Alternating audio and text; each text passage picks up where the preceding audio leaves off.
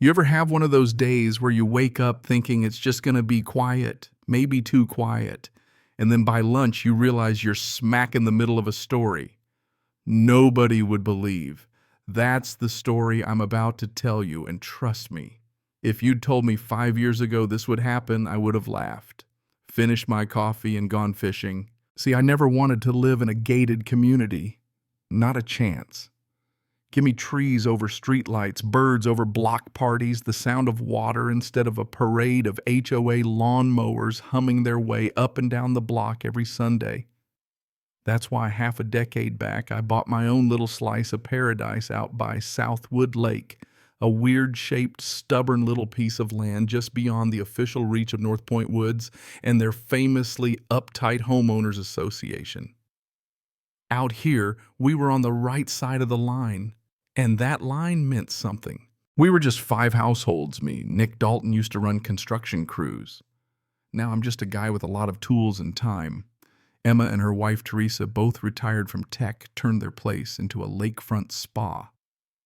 Daryl and Linda, older couple with a garden that looks like the Smithsonian could call any minute. And Jeff and Mara, younger, always moving 2 kids and a golden retriever with more energy than all of us combined. We just fit. No one cared about the color of your mailbox or if your wind chimes made too much noise. It worked. Years back, North Point Woods HOA tried to push their boundaries our way, saying our land was technically part of their natural corridor. We all signed a letter, had it notarized, walked it over in person, and basically said, "Over our dead bodies." They retreated, but it left a weird tension, mostly with one person, Karen Manning. If you've ever met a woman who says for the good of the community, and somehow it sounds like a threat, well, that's Karen. Tall pearl necklace, probably glued on short blonde hair that doesn't move even in a hurricane. She hated us from the minute we pushed back. But for a while, things stayed quiet. Then our road, the only way to town, started falling apart. Winter skating rink, summer dust bowl.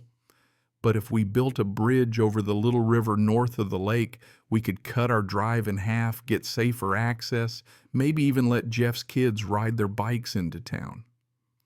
Problem was, the land where we'd need to build wasn't ours, it was county land. We weren't about to pull a Karen and trespass. We did it right: paperwork, permits, public meetings, nearly a year's worth. The county surprisingly cheered us on, called it civic partnership. We scraped up the money, even Jeff refinanced his car. I led the build.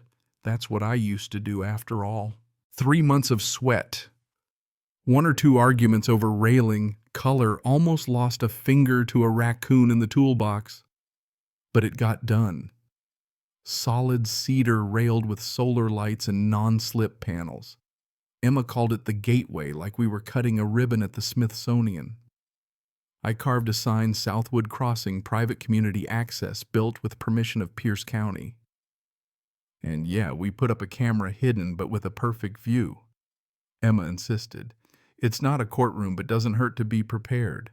I've learned with HOA people, when they can't control you, they start hunting for a reason to justify why they should. Sure enough, Karen shows up standing on the bridge like a general on review.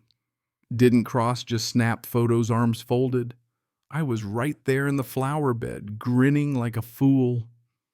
"Beautiful day for a walk, Karen," I called. "This wasn't here last season," she shoots back. "Neither were the raccoons who chewed your holiday lights, but I didn't write a complaint." She didn't laugh. She starts grilling me for paperwork. I show her the county permits. She leaves tapping on her phone like she's launching a missile. Next thing, Emma texts. She caught Karen on camera at midnight, crawling under the bridge with a tape measure and a soil kit. We all had a good laugh, but deep down I knew it wasn't going to stay funny. Sure enough, Karen's back a week later, this time with 2 goons in blue HOA compliance inspection team polos. Never seen them before, probably her nephews. She's measuring, taking photos, muttering. "If you're going to trespass, at least bring a casserole," I yell. Suddenly, this woman shows up, hiking boots, camera around her neck. Not one of Karen's. Sarah Mason, Riverside Gazette. "Mind if I ask what's going on here?" Karen tries to shoo her off private HOA business. Sarah just smiles. It's county land, actually public interest. Karen's head nearly pops off. She leaves her minions in tow. Sarah's article hits that week. Bridging the Divide, Southwood Lake residents build legal passage. HOA president cries foul. Got my photo quote from the county. Karen declined to comment. Next day, flyers show up everywhere. Unauthorized structure, danger to community, laminated, stapled, real professional. We ripped them down, mailed a few to the county. Emma found one with a rock in her mailbox. Daryl chased a guy off with a rake. Sarah kept digging budget records. Discretionary maintenance, shady spending. About the same time, Emma pulls me aside. You should check the camera from 2 nights ago. There's Karen midnight again. Headlamp gloves, scraping dirt, scooping samples. Thinks she's doing her own environmental review, Emma jokes. Either that or brewing kombucha. But it was clear Karen wasn't just complaining, she was plotting something big, and she had help. There's a new name, Greg Parker, HOA treasurer, authorized big payments for external compliance review, but nothing matched in public records. I woke up one morning dead quiet, not a bird, not a breeze. I step outside, something feels off. I jog down to the bridge and my heart just drops. Splintered boards, the sign I carved, jammed under the bank rails, floating downstream. The bridge is gone. Not broken, gone. Like it was surgically removed. Emma arrives, sweatpants, slippers, just silent. Teresa's calling the county, Daryl's cussing, Linda's in tears. All that work. Jeff's wife Mara, meanwhile, slips in the kitchen. Bad fall needs to get to the ER, but with the bridge gone, they have to take the long way. She almost doesn't make it in time. Internal bleeding, doctors say the delay could have been fatal. I check the camera. 4 guys in reflective vests, truck with a crane working fast, tossing pieces in the river like garbage. On the truck, Riverline Contracting Services. Clipboard with a contract stamped with a county seal, only it's black ink, not blue. I zoom in on the signature. Karen Manning. She signed it herself. Not even a fake name. Bold, but stupid. We send the footage to the county. They send out a supervisor. No demolition permit on file. He's freaking out. Sarah rolls up with her camera. Her next article, bridge destroyed in unauthorized HOA operation. Woman's health put at risk after emergency access removed. Goes viral. Hundreds of comments. People want heads to roll. Karen's name isn't in print yet, but everybody knows. County investigator Letitia Cho shows up. Calm all business, starts digging. Riverline never got a legal order. Karen paid them directly with HOA funds, forged documents, fake office name stamp from a department that hasn't existed in a decade. Sarah's digging too, finds Greg Parker, who finally spills. Karen spent $12,000 of HOA money to hire the demolition crew, paid a consultant to write fake reports saying the bridge was a threat to migratory waterfowl. Greg even testifies, shows how Karen forged signatures, blocked votes, shuffled funds into hidden accounts. We handed over everything, videos, emails, contracts, fakes. Letitia beams. This is how someone buries themselves. County freezes the HOA spending, sheriff raids. The HOA office finds Karen's laptop with the original fake seal. Sarah's story runs authority fabricated, HOA president under investigation after bridge demolition scandal. The comments, explosive. Someone even makes a meme account, Karen Bridgeburner. Court comes quick. The charges: destruction of county infrastructure, forgery, misuse of public funds. Civil suits stack up. We sue for $125,000 in damages.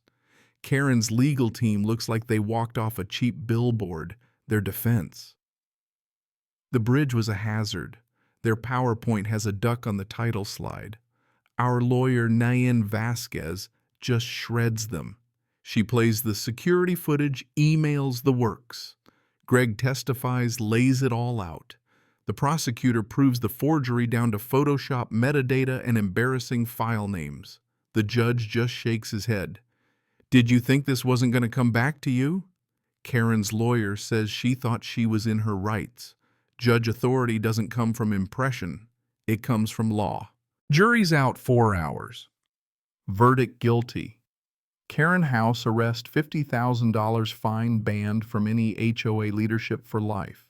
The HOA under state receivership, all spending frozen old fines, refunded board audited.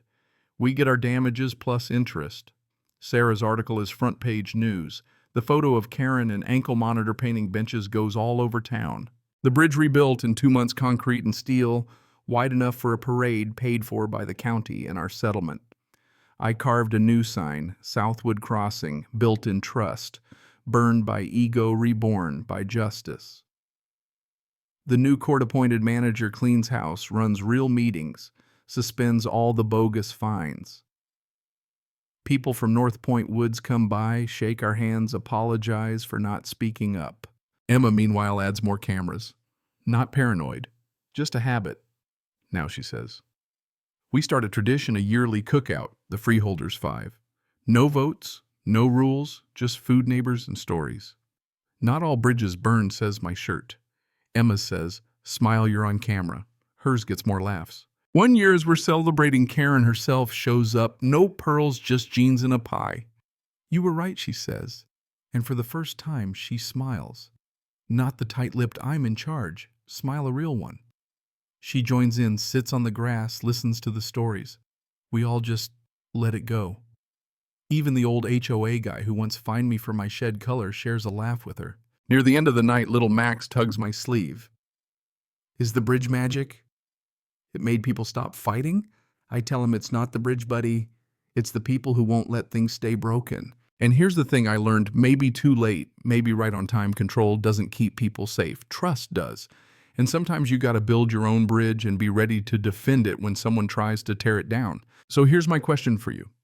When is it right to fight for your ground? And when does the real power come from standing together instead of standing alone? Ever had to take on authority just to keep what's yours? Drop your story. I want to hear it. And hey, if you know someone stuck fighting their own Karen, maybe this is the story they need to hear.